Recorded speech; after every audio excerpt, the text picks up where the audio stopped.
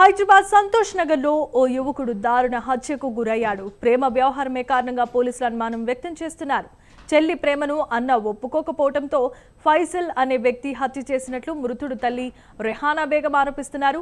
మృతుడు అస్లాం అనే వ్యక్తి ఆటో డ్రైవర్ గా పనిచేస్తున్నాడు. అస్లాం చెల్లి ఫైసల్ ప్రేమించుకుంటున్నారు. ఇదే విషయంలో అన్న అస్లాం తన చెల్లికి దూరంగా ఉండాలంటూ ఫైసల్ ను హెచ్చరించారు.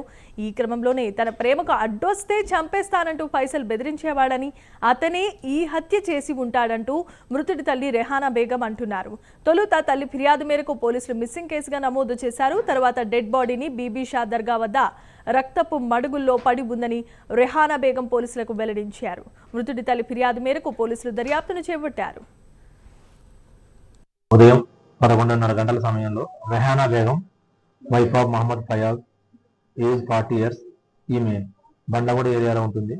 ఈమె 11:30 గంటల సమయంలో police station Santosh Nagar PS వచ్చి వాళ్ళ యొక్క కొడుకు మహమ్మద్ అస్లాం అనే అతను నిన్న మధ్యాహ్నం 2:30 నుంచి ఇంట్లోకి బయటకు వెళ్ళిండని, తర్వాత తిరిగి ఇంటికి రాలేదని, ఈ రోజు అతను దీపిషా దర్గా ఎదురుగా ఉన్న కబర్స్థాన్ యందు రక్తపు గాయాలతో, శరీరం యందు రక్తపు గాయాలతో పడి ఉన్నట్లు ఆమె చూసి పోలీస్ స్టేషన్ వచ్చి ఫిర్యాదు చేయడం జరిగింది.